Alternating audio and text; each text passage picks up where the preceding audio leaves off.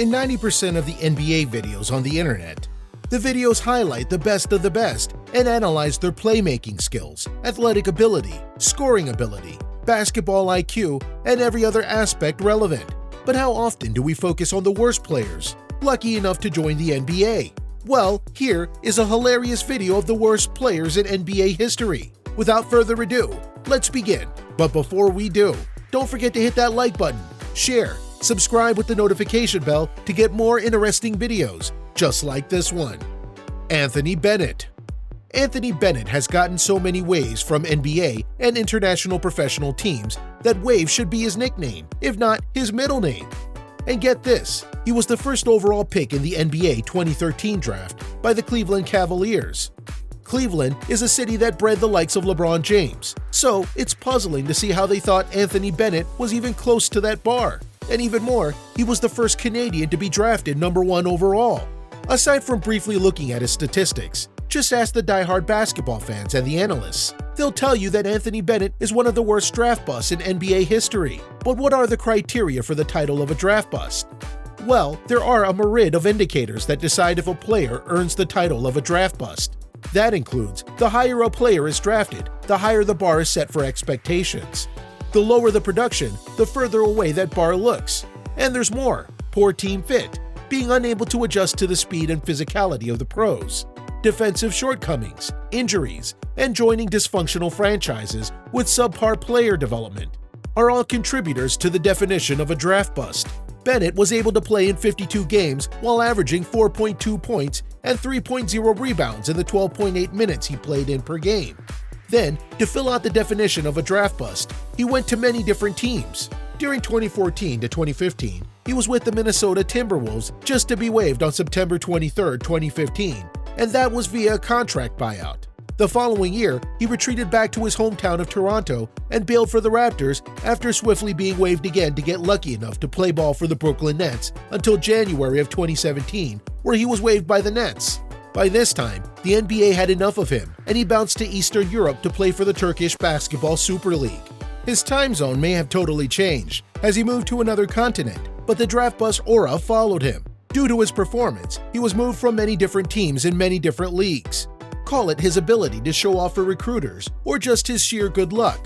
But in 2019, Bennett got a second chance to join the NBA with the Rockets. But before he was able to play a single game, he suffered a knee injury and again proved his nickname stands as he was waived during training camps. Brian Cardinal.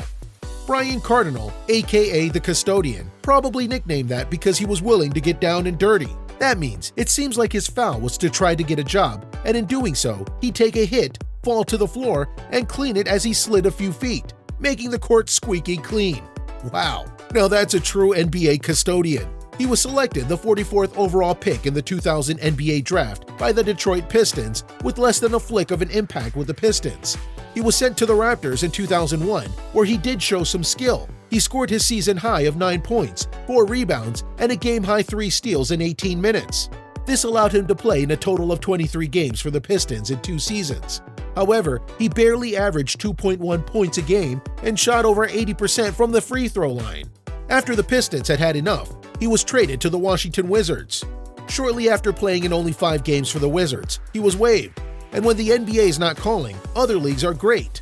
So he was able to join the Spanish League, and his team actually won the ULEB Cup championship. It seemed as though he was rehabilitated from his rut and was able to return to the NBA by signing with the Golden State Warriors. Surprising many fans, Cardinal had another breakthrough season, averaging nearly 10 points and 4 rebounds per game and appearing in 76 games with the Warriors. And although he didn't stay with the Warriors for long, the Custodian signed as a free agent with the Memphis Grizzlies and went on to post similar numbers from the previous season, averaging almost 6 points and 2.5 rebounds in the 4 seasons with the Grizzlies. He probably could have put better statistics on the charts, but injuries diminished his playing time.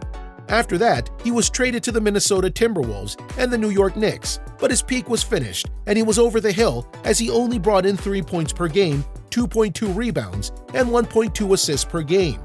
He finally retired in 2012. Rafael Araújo. For some reason, the Toronto Raptors seem to enjoy taking big risks on mediocre players because they have been a constant factor on our list of the worst players in the NBA thus far. and the case of Rafael Araújo is no exception. The Toronto Raptors selected Araújo with the 8th pick in the 2004 NBA draft. His NBA career was mostly disappointing, with him seeing limited action as a rookie, averaging 3.3 points and 3.1 rebounds in 12.5 minutes per game. The 2005-2006 season was no different, as he again had a disappointing year. He could barely get playing time. He averaged 11.6 minutes a game and hardly put anything on the board at 2.3 points and 2.8 rebounds, while shooting a dismissal 36.6% from the field. Then, in 2006, Araújo was traded to the Utah Jazz, but the Jazz signed 7'1" Fisenko during the offseason, filling the roster spot for Araújo's position, which pretty much cemented him again as a bench warmer. So, Araújo got a fortunate opportunity to earn $500,000 by playing for the Spartak St. Petersburg in Russia. But he didn't last long, so he trained hard and found a way back to the NBA in the arms of the Timberwolves in 2008, just to be waived soon after, then suffer from a knee injury. With the shot missed, he played for the Shanghai Sharks, then returned to Brazil to play ball in 2009. Michael Ruffin. Ruffin jumped from team to team like a kangaroo in the outback of Australia. He was drafted in the second round of the 1999 NBA draft by the Chicago Bulls. Then he hopped to the Philadelphia 76ers, the Utah Jazz, the Washington Wizards, the Milwaukee Bucks, and the Portland Trail Blazers, while averaging a mere 1.7 points and 3.9 rebounds per game through his NBA career. He might not have been the greatest scorer, but he did have shocking defensive skills and the know-how to become coach of the ABA's Colorado Kings. Menke Bader.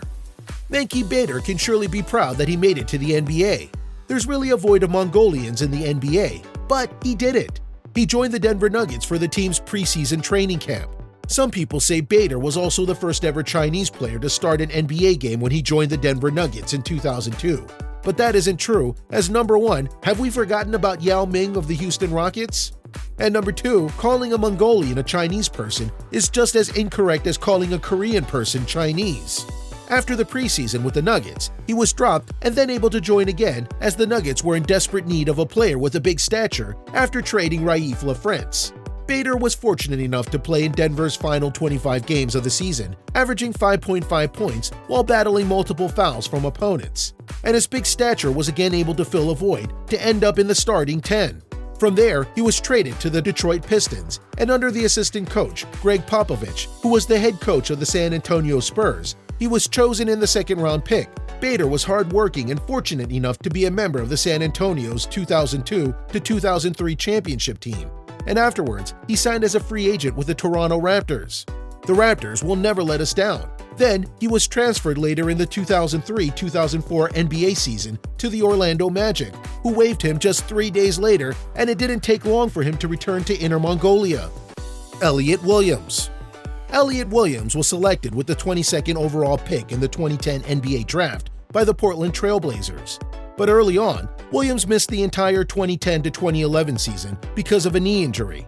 Unfortunately, Williams had made 24 appearances over the course of the season, averaging 3.7 points per game. Then, he was out of commission for another season as he missed the entire 2012 to 2013 season due to an Achilles tendon injury. In 2013, after he recovered, Williams signed with the Cleveland Cavaliers, only to be waived a few months later. So the 76ers took a chance on him, but that was also short-lived, as they found a way to get rid of him. And this kangaroo pattern continued as he went to the Charlotte Hornets in 2015, and then a quick stop with the Grizzlies. But this team-hopping tour was surely not finished. He decided to hop across the pond and join the EuroLeague, where he averaged 13.1 points, 2.8 rebounds, 1.0 assists, and 0.6 steals in 26.3 minutes per game. While playing in the Greek Basketball League, he did reach a high by averaging 11.5 points, 2.1 rebounds, 1.8 assists, and 0.8 steals in 21.4 minutes per game. This caused the Golden State Warriors to agree to sign him up to their roster and change their minds a few months later. After that, he felt his team-hopping tour was over and finally retired. So which of these terrible players is your favorite? Should we add more to the list? Let us know in the comments below. And as usual, hit that like button, share, and subscribe button. Plus, ring the notification bell for more entertaining videos just like this one.